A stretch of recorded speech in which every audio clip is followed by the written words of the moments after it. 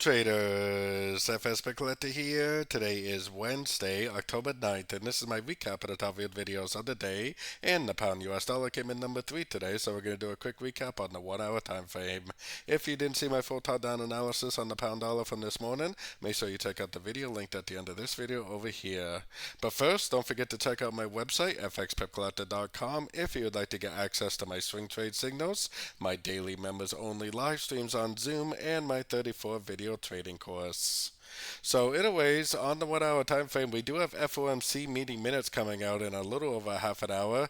Could possibly be a pretty big news event depending on what the notes actually say from the last FOMC meeting. To me, it definitely looks like a wave 1, 2, 3, 4, 5 pattern, especially looking at the US dollar index. I think the US dollar index needs to go down and make a wave 2 next, which would most likely cause this to go up and make a crutch into this move down right here. I think this move down is either a wave A or a wave 1. And the next move up would either be a wave B or a wave 2, which, like I always say, wave B, wave 2 is exactly the same trading strategy, so not really too important to know the difference as of yet. But we have CPI coming out tomorrow, and CPI's news could be actually what causes the volatility in the breaker structure. Tonight's news, depending on what it says, could just kind of not really do a whole lot, and then tomorrow is CPI news could be when it actually decides to break structure.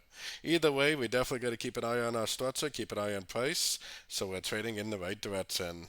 So like I said, we have FOMC meeting minutes coming out in a little over half an hour, but tomorrow's CPI news, the inflation data for the US, is definitely the bigger, better news event. So between those two news events, I would expect to see what I just drew on the charts. So anyways, don't forget to join my free Discord channel, which is linked down here in the corner. And as always, thank you and happy trading.